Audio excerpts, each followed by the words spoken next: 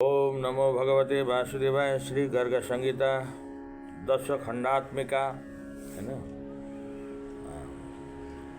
श्रीमन महर्षि गर्गाचार्य प्रणीता। ओम श्री परमात्मने नमः। श्री राधा कृष्णाभ्याम नमः। ओम नमो भगवते वासुदेवाय। गोलखंड 7वां अध्याय। मूल पाठ।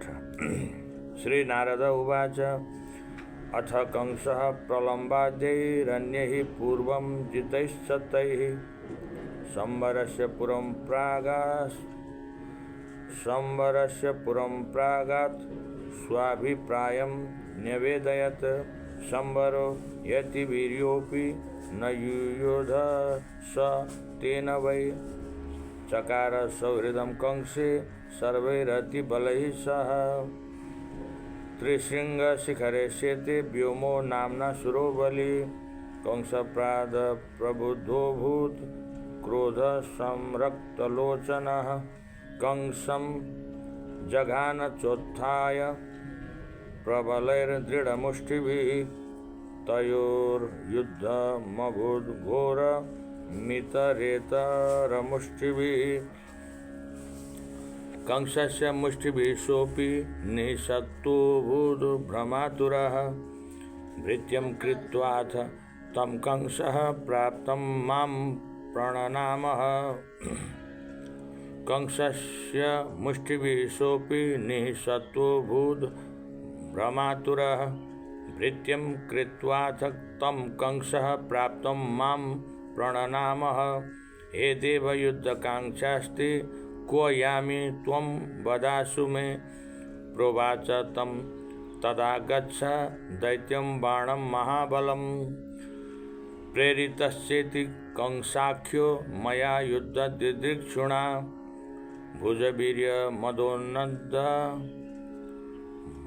भुजवीर्यमदोन्नद्ध शोणिताख्यं पुरं ययौ। बाणासुर तत्प्रतिज्ञां श्रुत्वा क्रुद्धो यभून्महान्। तताडलत्तां भूमध्ये जगर्ज घनवद्बली। बाणासुरस्तत्प्रतिज्ञां श्रुत्वा क्रुद्धो ह्यभून्महान्। तताडलत्तां भूमध्ये जगर्ज धनवद्बली।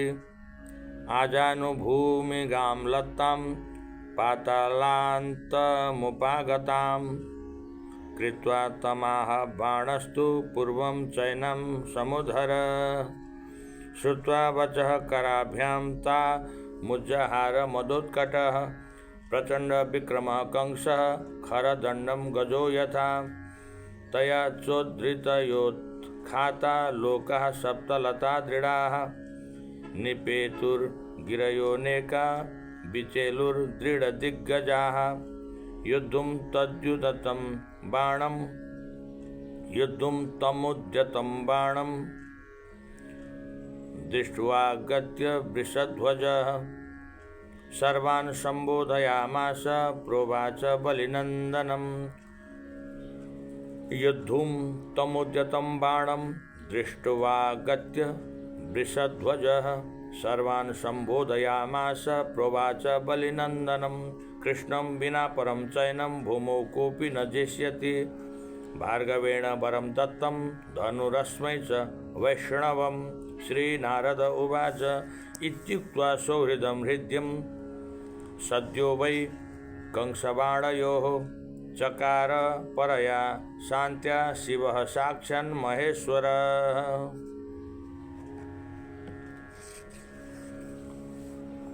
अथ कंसो दिक्प्रतीच्यां श्रुत्वा वत्सं महासुरं। तेन सार्धं सयुयुधे वत्सरूपेण दैत्यराट्। पुच्छे गृहीत्वा तं वत्सं पोथयामास भूतले।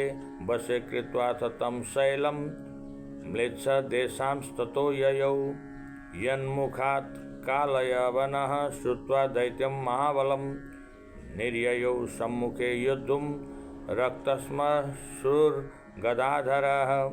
निर्ययौ सम्मुखे युद्धं रक्तश्मश्रुर्गदाधरः।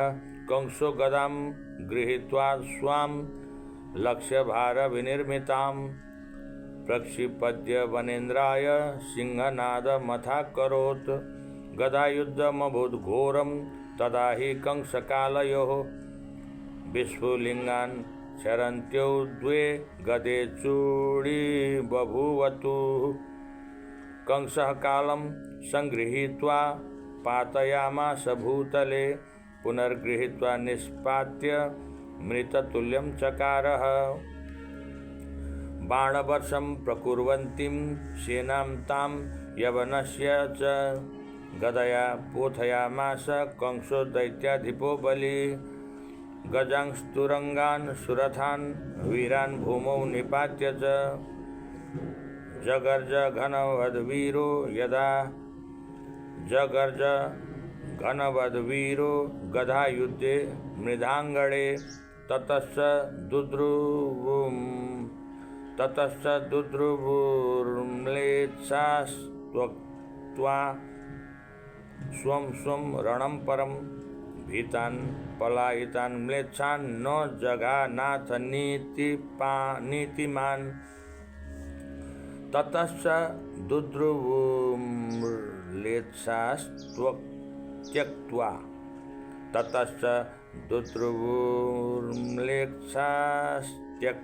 स्वं स्वं रणं परं भीतान् पलायितान् म्लेच्छान् न जगानाथ नीतिमान् उच्चपादो दीर्घजानुः स्तम्भोरुर्लघिमा कटिः कपाटवक्षः पीनांसः पुष्टः प्रांशुर्बृहद्भुजः पद्मनेत्रो बृहत् केशो ऋणवर्णो श्वेताम्बरः किरीटी कुण्डली हारी पद्ममाली लयार्करोक् खड्गी निषंगी कवची मुद्गराढ्यो धनुर्धरः मदोत्कटो ययौ जेतुं देवान् कंसो मरावतीं चाणूरमुष्टिकारिष्टशलतोषलकेशिभिः प्रलम्बेन बकेनापि द्विविधेन समावृतः तृणावर्ता घकूटैश्च भौमबाणाख्यसम्भरैः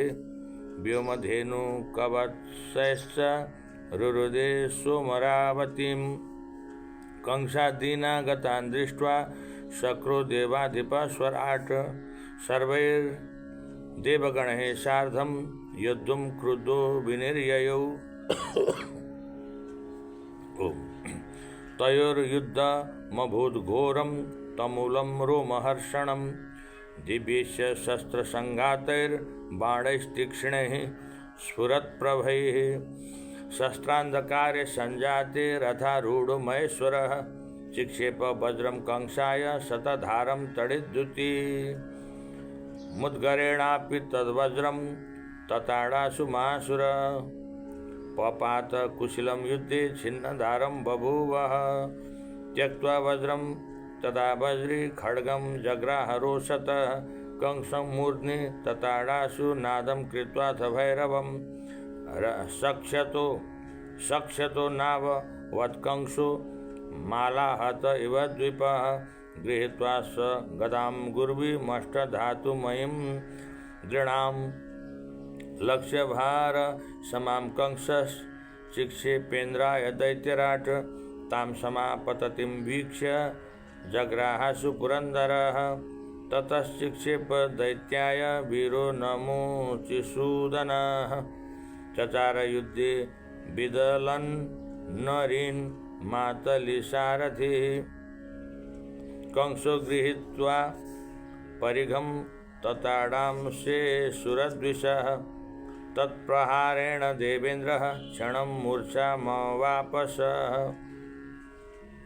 कंसं मरुद्गणाः सर्वे गिद्रपक्षे स्फुरत्प्रभैः बाणौ गैश्छादयामासुर्वर्षा सूर्यमिवाम्बुदः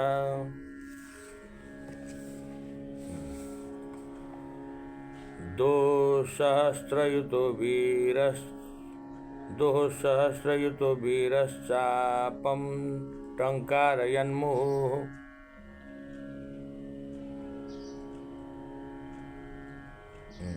दोःसहस्रयुतो वीरश्चापं टङ्कारयन्मुहुः तदा तान् कालयामासो बाणैर्बाणासुरो बली बाणं च वसवो रुद्रा आदित्या ऋषभः सुराः जग्नुर्नानाविधैः शस्त्रैः सर्वतोन्द्रीं यथा गजाः ततो भौमसुरः प्राप्त प्रलम्बाद्य सुरैर्नदन् तेन नादेन देवास्ते निपेतुर्मूर्छितारणे उत्थायासु तदा शक्रो गजमारुह्य रक्तदृक् नोदयामास कंसाय मत्तमैरावतं गजम् अंकुशास्फालनात् क्रुद्धं पातयन्तं पदैर्द्विषः शुण्डादण्डस्य फुत्कौरैर्मर्दयन्तमितस्ततः शुण्डादण्डस्य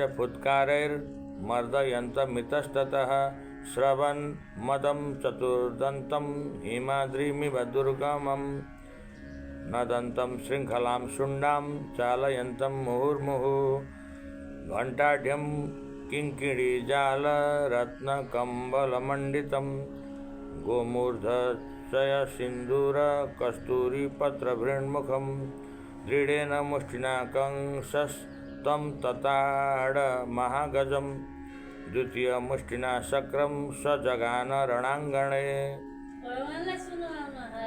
रणाङ्गणे तस्य मुष्टिप्रहारेण दूरे शक्रः पपातः जानुभ्यां धरणिं स्पृष्ट्वा गजोऽपि विह्वलोऽभवत् पुनरुत्थाय नागेन्द्रो दन्तैश्चाहत्य दैत्यपं शुण्डादण्डेन चोद्धृत्य चिक्षेप लक्षयोजनं पतितोऽपि स वज्राङ्गः किञ्चिद् व्याकुलमानसः स्फुरदोष्ठोतिरुष्टाङ्गो युद्धभूमिं समाययौ कंसो गृहीत्वा नागेन्द्रं सन्निपात्य रणाङ्गणे निष्पीड्य शुण्डां तस्यापि दन्तां चूर्णीचकारः अथ चैरावतो नागो दुद्रावासु रणाङ्गणात् निपातयन् महावीरान् देवधानीं पुरीं गतः गृहीत्वा वैष्णवं चापं सज्जं कृत्वाथ दैत्यराट् देवान् विद्रावयामास बाणौघैश्च धनुष्वनैः तथा सुरास्तेन निहन्यमाना विद्रुद्रुवुर्लीनधियो दिशान्ते केचिद्रणे मुक्तशिखा बभूवुर्भीतास्म इत्थं युधिवादिनस्ते केचित् तथा प्राञ्जलयोतिदीनवत् सन्न्यस्तशस्त्रा युधिमुक्तकच्छाः स्थातुं रणे कंस निदेव सन्मुखे स्थातुं रणे कंसनिर्देव सम्मुखे गतेप्सिता केचिदतीव व्यूहलाः इत्थं स देवान् प्रगतान् निरीक्ष्यतान् नीत्वा च सिंहासनमातपत्रवत् सर्वैस्तदा दैत्यगणैर्जनाधिपः स्वराजधानीं मथुरां समाययौ इत्थं स देवान् प्रगतान् निरीक्ष्यतान् नीत्वा च सिंहासनमातपत्रवत् सर्वैस्तदा दैत्यगणैर्जनाधिपः स्वराजधानीं मथुरां समाययौ इति श्रीमद्गर्गसंहितायां गोलोकखण्डे श्रीनारदबहुलाश्वसंवादे दिग्विजयवर्णनं नाम सप्तमोऽध्यायः। हरि ओं तत्सत्। श्रीकृष्णार्पणमस्तु। कृष्णाय वासुदेवाय देवकी नंदनाय च नंदगोपकुमाराय गोविंदाय नमो नमः। भगवान श्री कृष्ण का लीला असाध्यै आनंद का लीलाहरूको पनि पूर्व कारण यानी हामीले सरस्वती श्रवण गर्दाखेरि कंसले उत्पात मचायो, भगवान आउनु र बाल्यकालदेखि नै कंसले अनेक असुरहरू पठाएर समाप्त पार्न खोजेको थियो। मेरो काल त्यहाँ जन्मेको छ भन्ने सुनेर तत्त त्यहाँ असुरहरू आएर सामना गर्दाखेरि भगवान्ले सबको कल्याण गरिदिनु भयो र अन्तिममा कंसको पनि उद्धार गरिदिनु भयो। धेरै असुरहरूको यहाँ प्रसङ्ग आएको छ, तिनीहरू पूर्व को थिए र कंस किन यति साह्रो बलशाली भयो भन्ने प्रसङ्गको यो प्रश्नको उत्तरमा यो प्रसङ्ग आएको छ। हामीले यसलाई कथाको रूपमा पनि श्रवण गर्नेछौँ आनन्दले। अहिले हामीले मूल पाठ श्रवण गऱ्यौँ। कंसले सबै असुरहरूलाई जितेर आफ्नो अधीनमा राखेर अनि आफ्ना सेवक बनाएर कार्य सम्पादन गरिरहेको छ र भगवान्ले ती सबैलाई समाप्त पार्दै अन्तिममा कंसको पनि कल्याण गरिदिनुहुन्छ। यसरी लीला, भगवान्को लीला यस्तो छ। हरि ओम तत्सत्।